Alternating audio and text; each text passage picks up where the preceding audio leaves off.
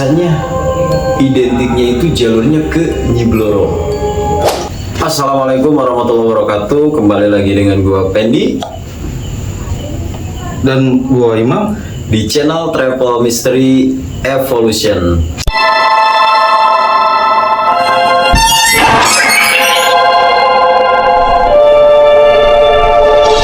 Bentar bang. Kok jadi bang Pendi opening? Ya nggak apa, sekali-kali saya nanya-nanya ke Bang Imam lah. Jadi Bang Imam tuh yang bagian jawabnya. Kok saya jadi bete? Soalnya dari awal tuh banyak nanya terus deh guys. Ini tuh kita mau membahas dua makhluk yang bisa dibilang cukup terdengar biasa gitu kan, tapi sakral. Makanya kita ngebahas dua posisi tempat duduknya kita pindah karena mungkin kita ada kesangkut pautnya dengan dua ini gitu kan. Ini tuh mau ngebahas, langsung aja kita sebut Nyi Loro Kidul dan Nyi Blorong. Langsung aja, ini kan kita mau bahas tentang Nyi Loro Kidul dan Nyi Blorong. Mungkin para sobat travel atau subscriber baru sering melihat konten akhir-akhir ini kayak pemanggilan Nyi Blorong lah, pemanggilan Nyi Loro Kidul lah. Mungkin terdengarnya kayak suatu nama yang hampir sama gitu kan. Kita mau bahas lah Nyi Blorong dan Nyi Loro Kidul ini ada ikatan apa sih? Ada cerita mistis seperti apa sih? Ada keturunan apa sih? Atau ada cerita apa sih di balik nama mereka atau di balik kisah mistis dan pemanggilannya seperti apa? Langsung pertanyaan pertama aja lah, nggak usah basa-basi. Mau emang tanya ke Bang Pendi, tapi tetap aja Bang, konteksnya saya yang nanya ke Bang Pendi. Iya. Kalau Bang Pendi nanya ke saya, tersesat, umat tersesat kayak gitu. Tersesat, enak banget. Pertama Bang Pendi, di akhir-akhir ini banyak beberapa konten kreator lah yang emang merasa, mungkin kita nggak tahu benar apa tidaknya, yang merasa paling sakti, paling bisa, si paling sakti lah kalau zaman sekarang kan, melakukan pemanggilan atau ritual khusus loh untuk memanggil kedua makhluk ini gitu kan. Ini sebetulnya makhluk kan ya, nggak apa ya? Makhluk ya, kedua makhluk ini. Yang mau Imam tanyain Bang Pendi, tujuannya itu pemanggilan makhluk ini tuh seperti apa sih? Kok banyak banget yang melakukan pemanggilan inilah, ritual inilah, tujuan itu seperti apa sih Bang Pendi? Ya mungkin oknum kali ya. Oknum yang memang apa ya, menyalahgunakan keilmuan lah. Entah memang hoax atau mitos, ya kembali ke diri masing-masing. Untuk pemanggilan Nyi Loro Kidul atau Nyi Blorong ya tergantung maksud dan tujuannya dia. Banyak sih yang pernah saya beberapa kesempatan saya ke sana zaman-zaman Jarah? Enggak, bukan. Jadi kayak liburan nih, Lebaran biasanya kita ke sana. Jadi kayak ada tempat bertapa mungkin untuk keilmuan, ada memang bertapa untuk keduniaan, ada bertapa memang di tujuan yang lain lah. Oke. Kalaupun memang memanggilan ataupun bertapa itu berbeda. Berbeda. Memanggilan itu biasanya identiknya itu jalurnya ke Nyi Blorong. Kalau kayak negatif itu, Nah, hal negatif. Ya kan? Tapi kalau untuk kayak misalkan bertapa kayak keilmuan, mungkin ada sebagian garis besarnya ke Nyi Loro Kidul kah? Atau ke Nyi Blorong. Tapi lebih condongnya sih kalau sejarah yang saya baca dari beberapa guru saya lah, Nyi Loro Kidul itu sebenarnya orang baik. Kidul itu salah satu penguasa di Pasundan, Jawa Barat.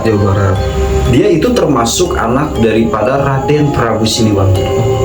Kalau Nyi Blorong itu dia anak daripada ratu makhluk halus yang memang ada di pantai, yaitu namanya Ratu Angin-Angin. Entah memang banyak angin.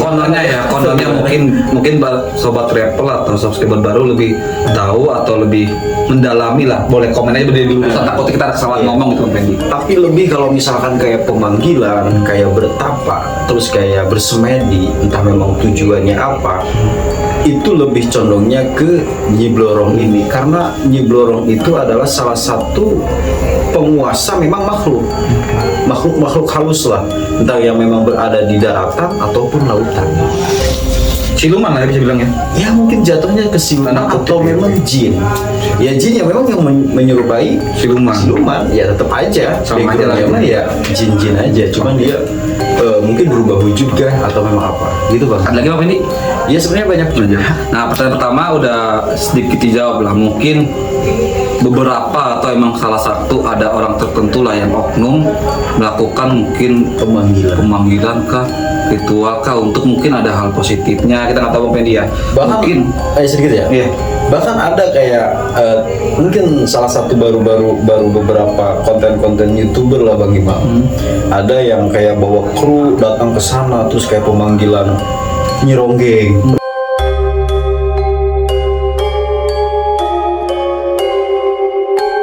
julukan ya gitu ya. Julukan lah, pemanggilan ke si wanita. Kalau kita mah AA, Oh, iya, Neng, iya. gitu kan. Nyi itu mungkin lebihnya ke kayak Kok Bang Pendi mau saya AA ya? Oh bukan gitu.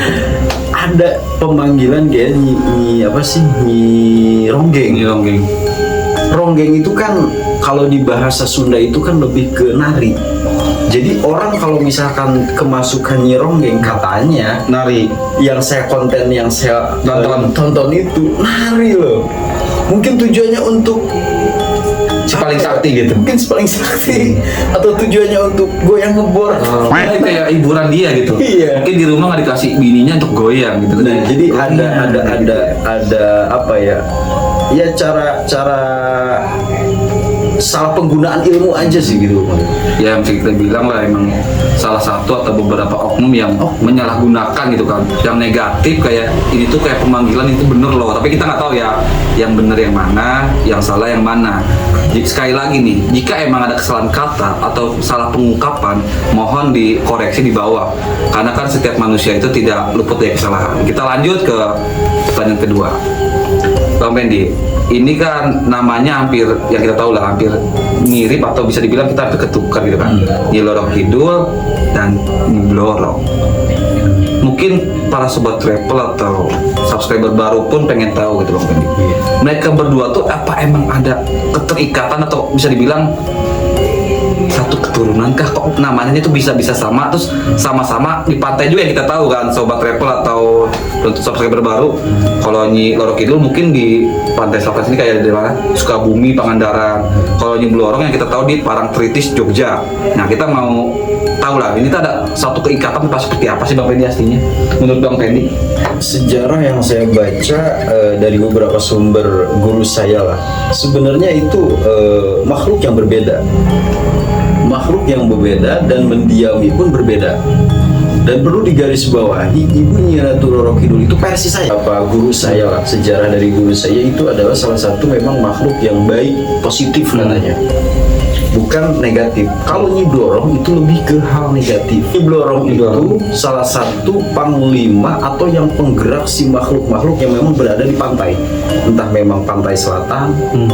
Kalau kita mah disebutnya kidul lah. Kidul ya. Ada yang timur, barat, selatan, itu memang dikuasainya oleh panglima, penggerak daripada makhluk-makhluk yang menyelakai atau korban kan, atau memang kayak pemanggilan yang masuk itu sebenarnya bukan ranah ke yang baik, tapi sesuatu yang memang yang tidak baik lah, curiga, hantu lah kalau biasa kita mah gitu, Jin atau iblis lah gitu kan. Iya, jadi Nyi Blorok dan Nyi Roro Kidul itu dua makhluk yang berbeda. Satu, yang kedua, Nyi Blorok itu salah satu panglima yang memang menguasai seluruh lautan. Jadi bukan termasuk dia kayak apa sih kayak emang Jogja lah. Jogja ya. Jadi enggak. Jadi seluruh lautan itu dikuasai panglimanya itu. Nyi Blorok. Roro Kidul itu versi saya itu sesuatu yang memang positif.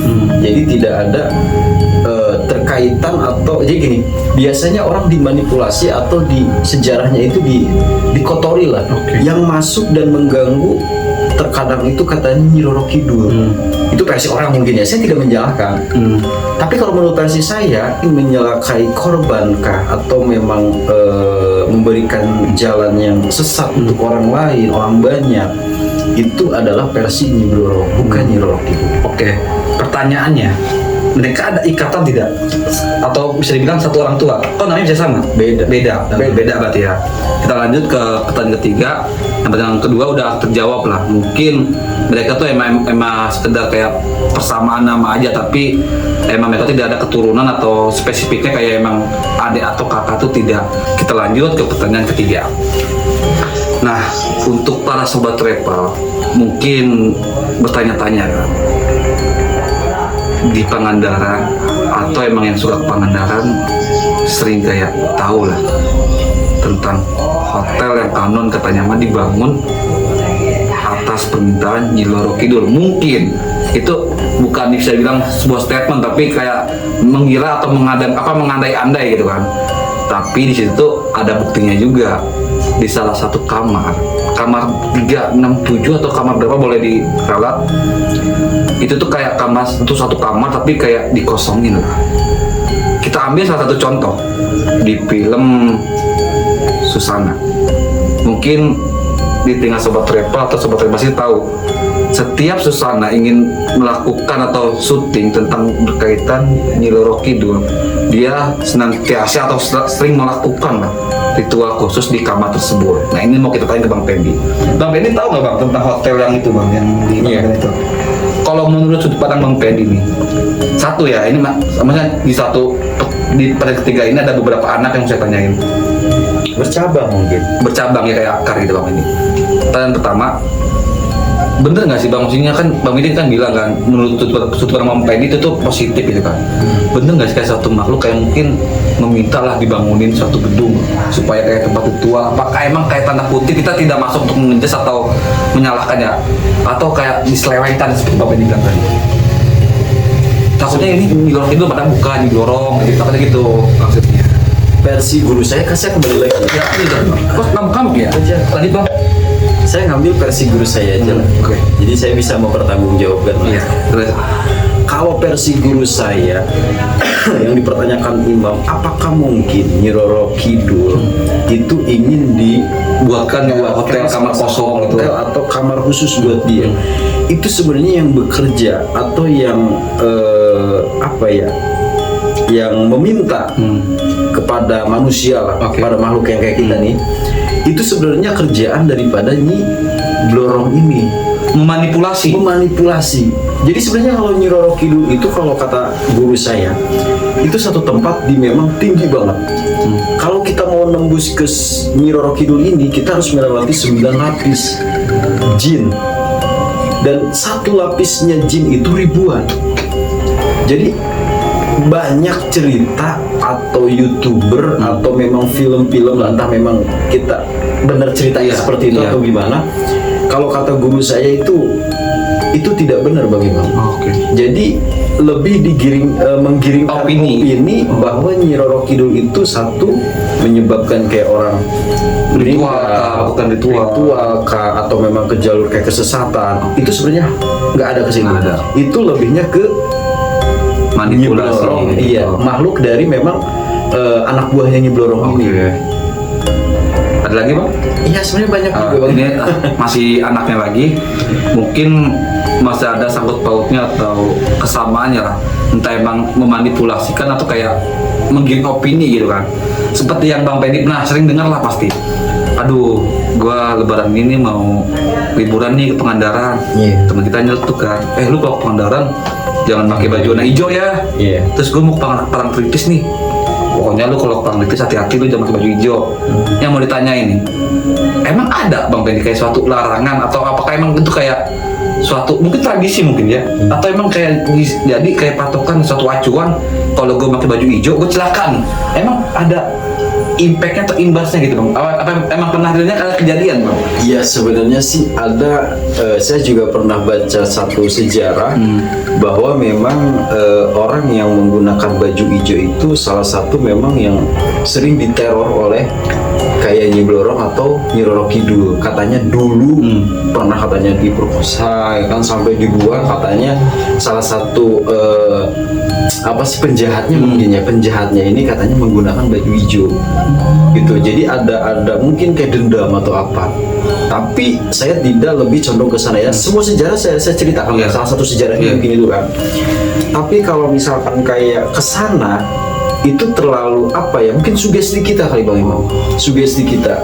Biasanya kan gini, kita belum datang ke pantai atau apa aja, Udah ketakutan. udah ketakutan kayak Iya sih, gimana bener sih. gitu, gini jadi kebawa sugesti. Ya akhirnya mungkin ya safety kita juga nggak terlalu Kayak kita tuh kayak, wah ntar gue kayak gini nih, kejadian gitu kan. kejadian gitu, atau memang dia menantang. Jadi gini, biasanya orang-orang kayak indigo, mungkin kayak saya pribadi gitu kan. Nah, apa sih cerita-cerita kayak gitu? Masa iya sih nyebrorong ibaratnya neror, ya kan, neror orang pakai baju hijau. Dia sengaja nih pakai baju hijau ke sono. Nantang lah gitu. Nantang, ya kan? Biasanya orang dari pengamanannya di situ mungkin salah satu apa sih orang-orang pengaman di situ ini nggak boleh melewati batas ini ya, karena memang dia nantang, diabaikan gitu. Akhirnya dia masuk ke sana ya, akhirnya kena bangsa. Berarti bisa dibilang seperti kayak pakai baju hijau, berarti bisa dibilang kayak suatu yang udah dianggap lumrah lah, kayak Dianggap lumrah. jadi kayak digunain sampai sekarang pun jika kita pakai baju hijau kita cilaka gitu ya kayak Tapi dulu juga saya sempet pakai sarung kolor hijau jangan baju hijau, tapi ini apa sih kalau olahraga tuh kalau di training. Iya, training di SMK saya dulu sempat saya pakai ke sana. Terus? Tapi alhamdulillah karena memang niat saya ke sana ya piknik lah, silaturahmi. Iya. Saya juga tidak menyalahkan sejarah yang ini. Memang benar ada aura-aura memang mistis yang mengundang. Entah memang mungkin penglihatan si orang yang pakai baju hijau ini itu bukan air. Misal. Jadi Makanya dia ke tengah dimanipulasi. gitu. Iya, dimanipulasi atau memang kayak mungkin saudaranya dia loh, saya tolongin dong, Iya sih, benar sih. gitu. Atau memang kayak ini jalan kayak biasa gitu atau gimana, jadi Dikasih tempat yang bagus lah gitu iya, kan. jadi kayak di tempat dimanipulasi itu seakan-akan itu tempat tuh bagus gitu, selamat, safety gitu buat kamu tuh, padahal ya itu kayak misalkan ombak besar atau memang karang yang tajam itu. Pokoknya satu, jangan ada sifat nantang dan juga Takabur lah kita gitu. takabur gitu. Hal-hal bisnis itu ya saya membenarkan ada di cerita Nyi Roro Kidul atau Nyi Blorong ini, sehingga memang banyak korban yang meninggal. Iya.